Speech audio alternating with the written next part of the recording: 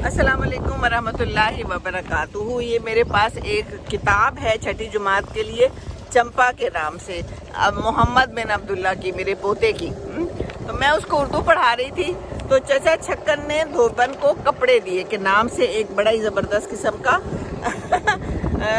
मौजू भी है और किरदार है बड़ा ज़बरदस्त। आप लोगों ने भी सुना होगा, इसमें और भी काफ़ी सारे इस तरह के किरदार होते हैं, उर्दू अदब में है।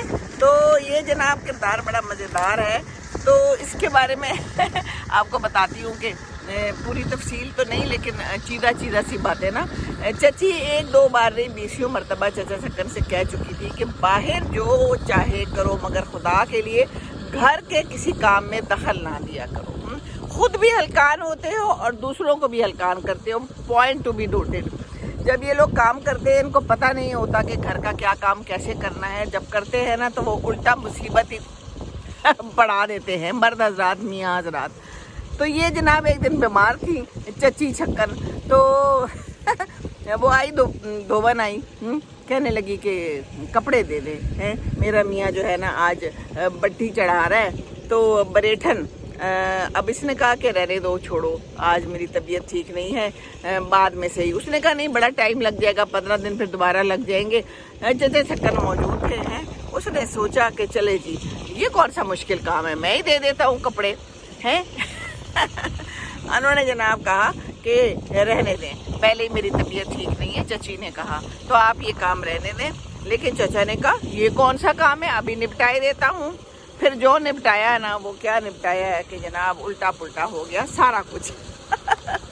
वो जो गंदे कपड़े थे वो भी शामिल हो गए, साफ कपड़े भी निकाल के, चादरें, तकिए, गिलाफ वो भी डाल दिए। एक कोई बनैन थी जो वो होता है ना बूट पॉलिश करने के लिए, हर घर में मौजूद होती है। बनियान जिसे कहते हैं, वेस्ट, उसका यही मसरफ होता है ना कि बाद में उसे जूते साफ किए जाए, वो भी बीच में डाल दिया। एक कमीज से ये साफ कर रहे थे जाले, वो भी डाल दिया। सारा कुछ डाल डूल के, रेशमी सूती जो कपड़े थे, आखिर में कहते हैं चलो जी ये लिखते हैं बैठ के। धोबन कहने लगी ये लिखना तो हमेशा ही होता है। इनको कुछ पसंद ना आई बात, इनका ख्याल था कि शायद मैं ही ये बड़ी कोई ज़बरदस्त किस्म की अछूता आइडिया दे रहा हूँ। तो 12 जनाब फिर क्या होता है कि बक बक जग जग होती रही और वो चेक करते रहे, ये पजामा किसका है, ये कमीज़ किसकी है। कर आके 1 घंटे की फहरिस्त जो है ना, 1 घंटे के बाद कोई फहरिस्त तैयार हुई है। तो फिर उसके बाद गिनना शुरू कर दिया है। तो धोबन कहती है कि 59 है, तो ये कहता है कि नहीं जनाब 59